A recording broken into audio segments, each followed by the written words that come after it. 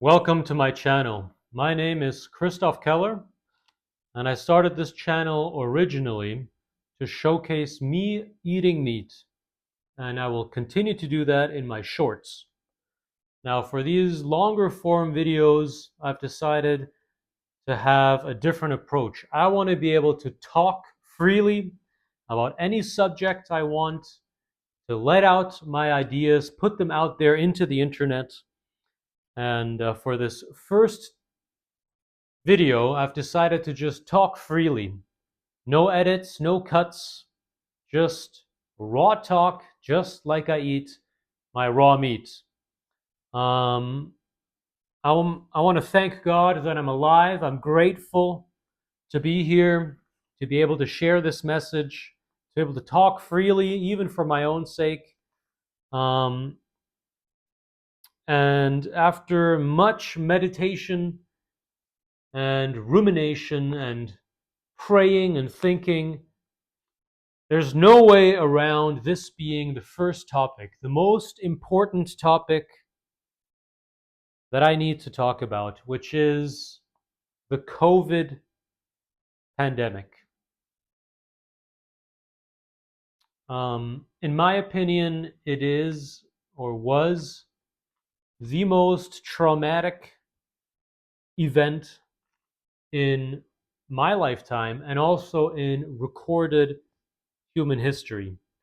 And the main reason for this video, the main topic will be, why is COVID still relevant today? And first, let me explain further why I think it is still relevant and it is the most traumatic event, the biggest, most confusing, most confounding event. And that is because nothing has ever happened like this before in terms of globally, every single country, every little square meter of the earth, everywhere where humans have civilization, from North Korea to Europe to Latin America to the United States, China, Australia, Africa, many countries that normally are portrayed as not being very agreeable on numerous subjects, be it social politics, economics, monetary policy, etc., etc., wars and violence, um, control over their population. Many countries don't disagree. Many are at war or were at war, um, or in trade wars. And yet, when this COVID thing happened, suddenly, within an extremely short amount of time, a couple of weeks, maybe not even that, most, if not all, of these countries suddenly and immediately agreed that there was this grand pandemic happening, and we needed to take drastic, immediate, harsh, draconian measures. Again, all around the globe, seemingly agreed instantly on this one thing. Very, very suspect, to say the least.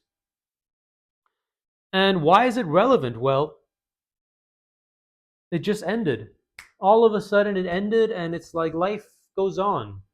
No repercussions, no digestion of what really happened. The lockdowns, the craziness, the control, the overt trampling of so-called civil rights rooted in constitutions that were fought over by blood by the ancestors of the people living, for example, in Europe or North America, flippantly ignored, and just all of a sudden, all right, there's no more pandemic. It just ended. And then the Ukraine war started, and it was like people just forgot.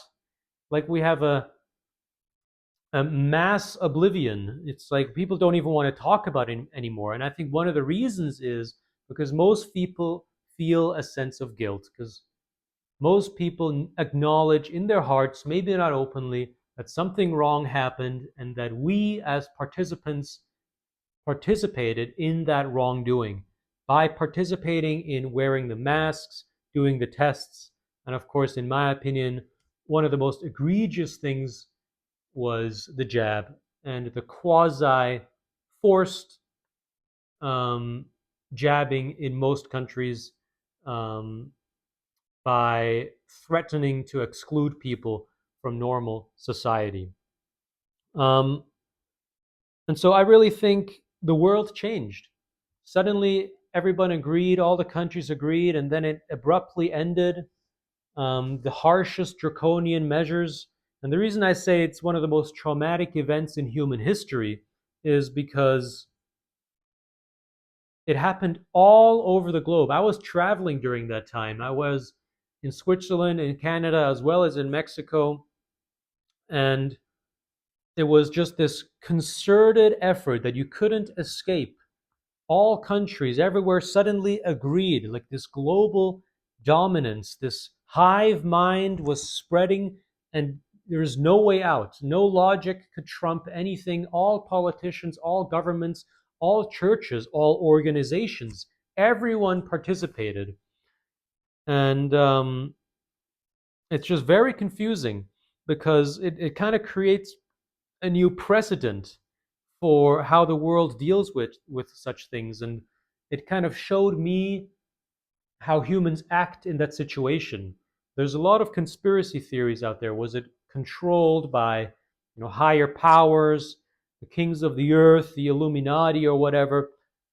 I think there's a chance, but also I think it showcases the willingness to do evil in every single human being themselves because of the crowd effect, because no one wants to stand outside, no one wants to be the black sheep. Better participate in the masses than do the righteous thing and stand out.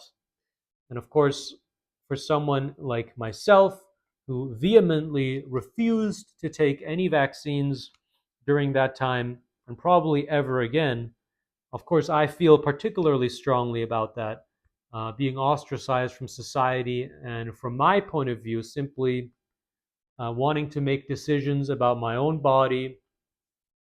But it goes much beyond that, of course. And the strangest thing is that in many countries, in countries that I have been in and visited, most importantly Switzerland, which has direct democracy, the population during the pandemic, I think at 2 or 3 times there was a referendum on the COVID laws that the population as a whole could vote on, and they voted to keep the measures in place. The actual population, in a democratic vote in Switzerland, voted to keep COVID measures such as the mask mandate in place. Of course, in most countries, they didn't even have a vote at all. But if you take the vote in terms of re-voting for the candidates that were in power as a proxy, for example, in Canada, where I was as well, Justin Trudeau got reelected kind of during the pandemic, and the Premier of Ontario, Doug Ford, as well, got another majority government, I think. So people voted for the people and the politicians who were in power, who imposed these tyrannical laws, and they're still in power today. And for all the so called conservatives out there, Donald Trump, never forget, Donald Trump, the current sitting president in December 2025, was the person that allowed this to happen in the first place. I was very excited initially because it seemed like in early interviews, his instincts about this topic were spot on. He, on multiple occasions, said, it doesn't look like it's too troubling to me. It's kind of just influenza, it's just the cold. But I think he succumbed under the global pressure and his advisors and whoever else was around him. And he was the one that acknowledged that there was a need for these draconian measures, 2 week lockdown. Lockdown just, softened the curve, and to have really extreme mask mandates as well as vaccine mandates. He allowed it all to happen. It happened under his watch. Some people think this was orchestrated to try to topple him. I think there is weight to that argument, but irregardless, it shows that when it really came down to the people, the liberty of people, um, the ability of the masses to freely decide for themselves how they want to live their life, what they want to put into their bodies, Donald Trump failed. And he's in power today. And something that I think is very concerning that happened during this time is the concept of doublethink that I think comes from Orwell's 1984 novel, where people during COVID, they were saying one thing, preaching one thing, but acting in a different manner. So everyone was preaching to participate in the lockdowns, in the measures, 6 feet social distancing, and yet had no problem being squished together in public transportation to go to work or to travel. In particular, in my personal experience, I often refuse to wear a mask. And these, COVID fanatics would then dare to kind of tap me on the shoulder with their bare hands, ignoring social distancing, ignoring their own propaganda, using their bare hands to kind of get my attention to try to get me to put a mask on by talking to me. So there's a lot of hypocrisies, a lot of doublethink that happened during this time. Most hypocritically, even if you look at old footage from, for example, Joe Biden's rallies during that presidential year in 2020, the election year, he had set up these white circles in the crowd where they would stand to listen to him. But as soon as the event ended, everyone was mingling again. So it just didn't, nothing made sense. Nothing made sense during that time. Um, just like the mask wearing, where you can take it off for eating or drinking, but then putting it back on. I mean, that makes no sense whatsoever. Air travel was still allowed. You're sitting close to each other, but in the church, you had to be 6 feet and wear a mask while singing.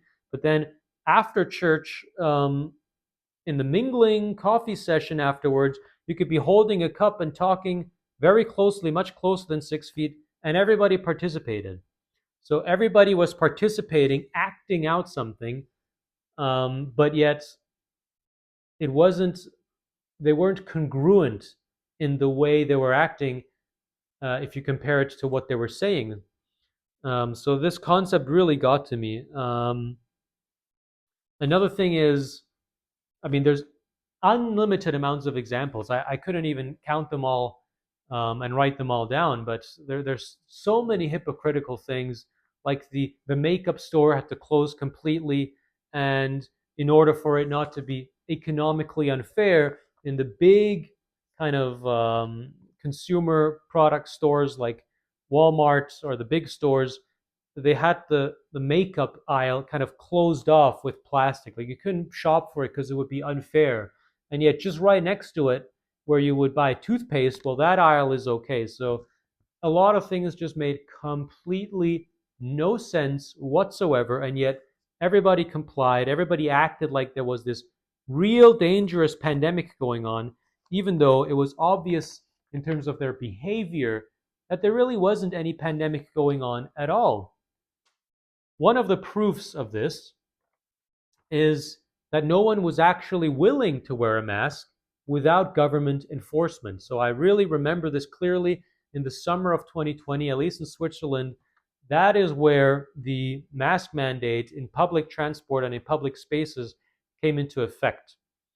And if there was truly a deadly pandemic that was so dangerous that we have to close down our entire society and stay indoors, not visit relatives and friends, have businesses closing en masse.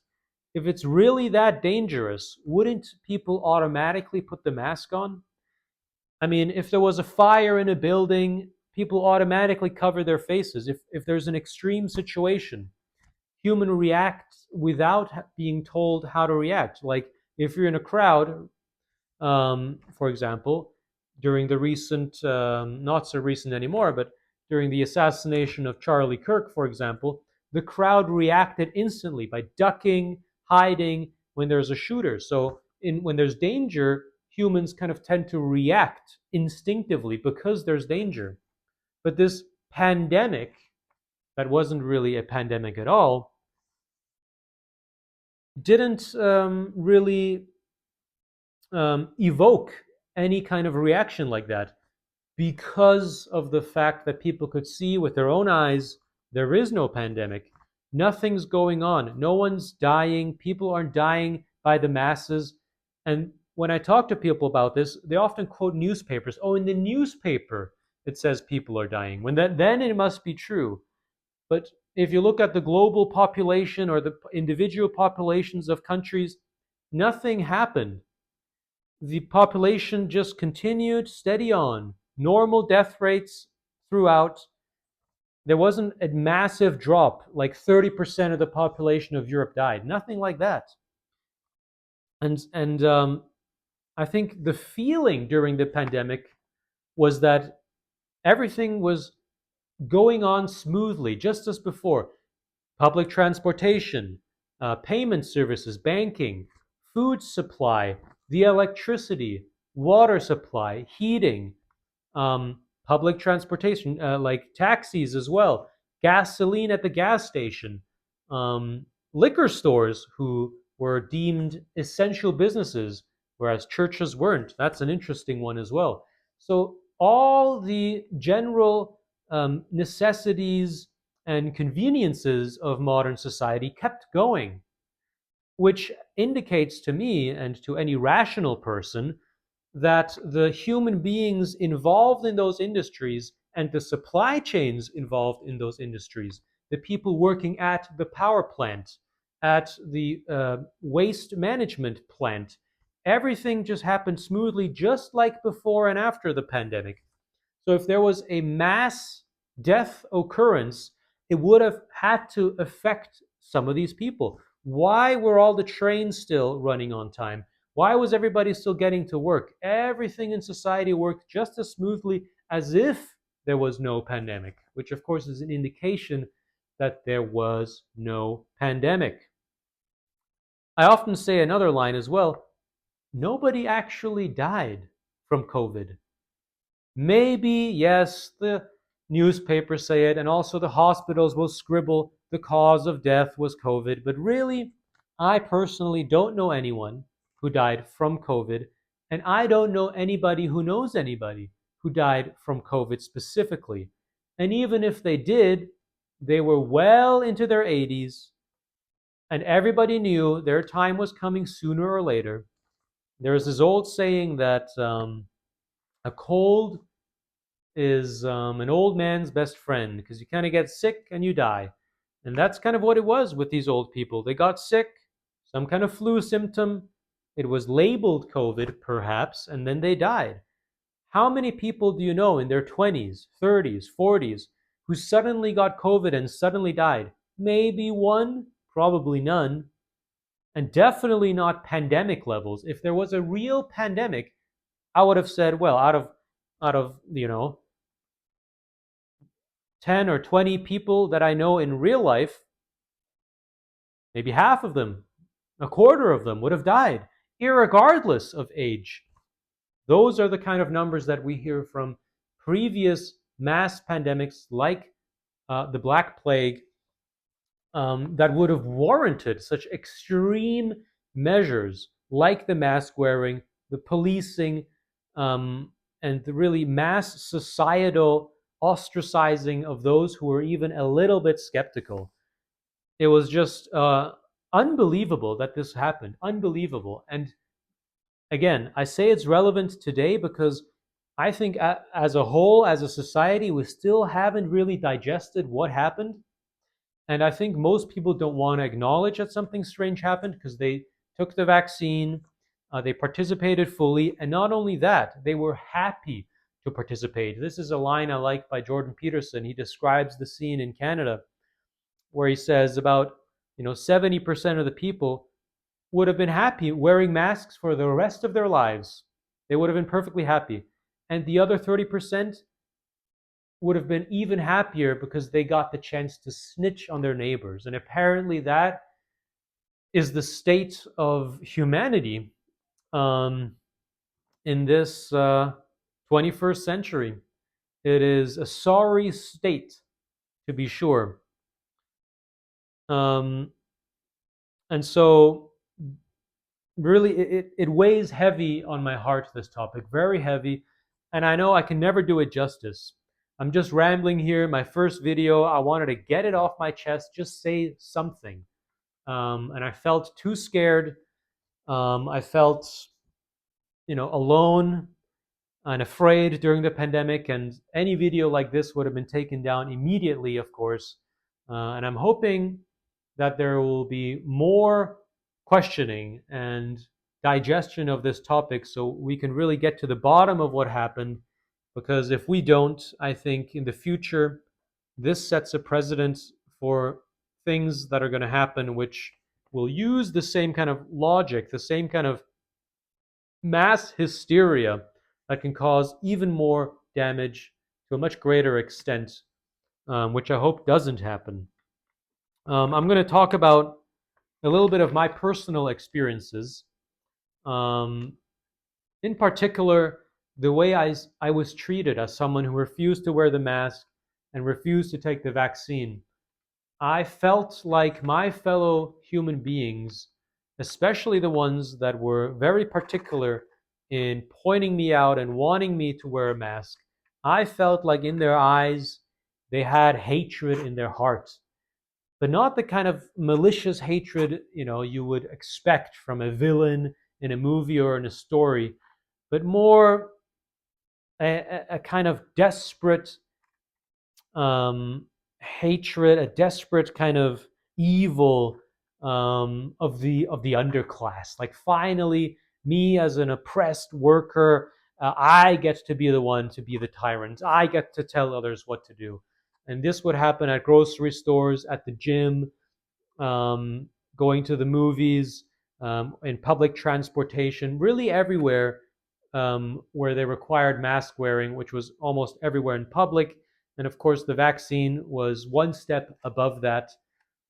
It got so ridiculous to where I was attending university at this time, and they tried to get me suspended from classes, even though I was only participating through Zoom. So the regular classes had started at this particular institution. Of course, everybody had to wear masks, but since I wasn't vaccinated, um, I could participate via Zoom because they had some international students, some exchange students that weren't able to fly over into Canada. So they were participating in Zoom. So it stands to reason that I should be able to participate as well. And they almost suspended me. I had to go through some legal trouble and make some bold threats. Um, and of course, it is at the end of the day a spiritual, a religious conviction that I just decide this is not right for me. And I'm very grateful that I was part of a church at that time that I miss very much still, that helped me through that time. One of the only places that I found that invited people with open arms, like Jesus Christ himself would have done. No masks. Everybody's welcome at this church. I try to go to Protestant, Catholic, and all kinds of different churches, and they were all participating in this COVID madness, other than this one place, which was the Church of God Restoration. Very grateful that I got to know them.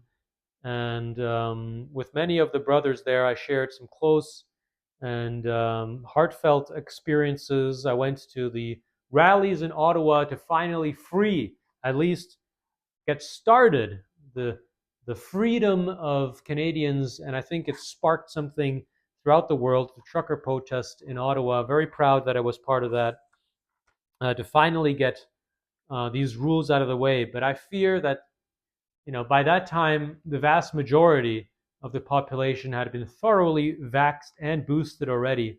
So the damage was already done, unfortunately. Now, this leads me to some kind of explanation. Like, why did this happen? Where is it all coming from? And where are we going from here? Um, the first thing I wrote down here is societal boredom. And I think my mind tries to look for um, explanations that are not totally conspiratorial in terms of there was a higher echelon of government level or even higher than the government, some kind of global organized scheme, some kind of Illuminati level power, the kings of the earth that dictate something to have the maximum control for the slave population, something like that. I don't necessarily buy into that too much. I think it was more of a human experience. We all have evil in our own hearts. And in terms of societal boredom, what I wrote down is life in general was just too boring. Nothing was really happening. Um, and I think the boomer generation didn't have kind of their heroic moment like a Second World War or something like that. And this was kind of finally some excitement came into their lives. I remember clearly during this time, a lot of people were excited to say that they got COVID. Oh yeah, I got it as well. Yeah, it's my turn now. I got tested here. I don't have it now, but I had it then, and my experience was like this. And people were very excited to be a participant in this event. Like, oh, I am part of storming the beach in Normandy. I'm a hero as well. It kind of felt like that. People were very excited about this. Like, ooh, this pandemic is going on. Finally, I am part of something historic and global as well. It had an element of that. Of course, coupled with that is simply the herd behavior that I mentioned before. Once the number of people who are participating in such a thing reaches a threshold, I think there's no going back. It just becomes too dangerous, too strange to be the person that stands against it. And of course, this religion of science became totally abused. They treated people who were skeptical about masks, skeptical about social distancing, and especially skeptical about the vaccine, kind of like they treat Holocaust deniers. They called them even something similar, science deniers, etc., etc. So they try to label them in the same group as the most evil group that they can think of, which is the National Socialists of the 1930s and 40s in Germany. And this kind of behavior, to me at least, is also indicative of their lack of true reasoning. Someone who wants to find the truth will entertain all opinions until they actually reach the truth. And even if an opinion is completely ridiculous, the more ridiculous that opinion seems to be, the more easy it should be to debate that opinion and to negate it with your own arguments. But since they were so scared and used these exaggerated name calling, it indicates to me that there's something wrong going on. And of course, this the science, the so to speak, wasn't really wasn't really the end all be all, at least for me, because in many cases, even if you have a scientific argument, that doesn't necessarily point to it being a moral argument. So a lot of people, I think, who refused to take the vaccine and refused to participate, they saw the mask wearing as something oppressive. They saw it being harmful to the very human dignity itself. And that was the issue. It doesn't really matter how effective the mask is in terms of spreading viruses or germs, or how much social distancing is necessary, or how effective the vaccines really are. It was a matter of conscience, of morality, of ethics, that we as humans should not treat each other like this.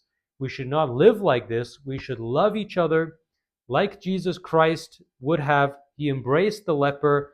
And what did we do?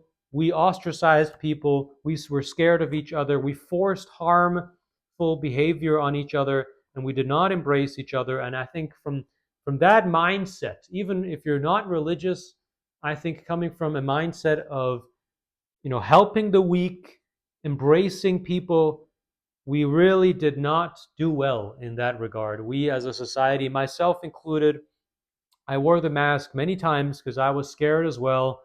And it is who we are. And I think that is why this topic, even though it's been swept under the rug for now, continues to be important. And I think it continues to live in our subconscious and will um, for the foreseeable future. Um, of course, another explanation, this goes more towards the Illuminati stuff, is that the powers that be, the World Health Organization, the United Nations, the European Union, um, organizations like that tend to want to have more centralized control, make all countries the same, all peoples the same, have one world government. And I think this COVID thing was pushing our entire society, our entire humanity, the human race on this planet towards that direction. And perhaps it's a good thing to have that. I'm not sure. Or also perhaps people wanted to evoke that too early on. I'm not really sure about that either. Of course, another element that people are talking about and are skeptical or scared about is the genetic data collection through the testing, and having a database of who's vaccinated, who isn't, and they have the swabs of pretty much everyone who's ever done a test. So that ultimately, for me, indicates a willingness to collect data for the means of control, perhaps surveillance, more likely. Um, Now, I'm not too sure about this last one. This is a more of a religious point.